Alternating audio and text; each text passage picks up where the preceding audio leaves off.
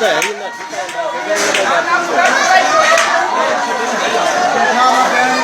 ਕਿਹੜੇ ਬੰਦੇ ਕੋਲ ਬਾਕੀ ਤਾਂ ਸਹੀ ਲੈ ਬਾਕੀ ਤਾਂ ਅਸੀਂ ਮੱਲੇ ਲੈ ਗਏ ਕੋਈ ਵੀ ਮੱਲੇ ਦਾ ਦੂਸਰਾ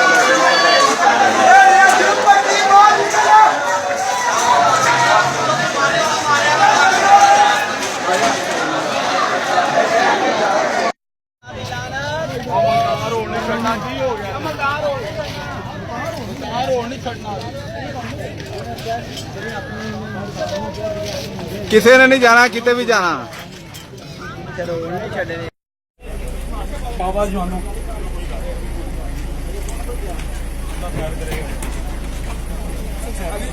अली रहे साहब बात सुनना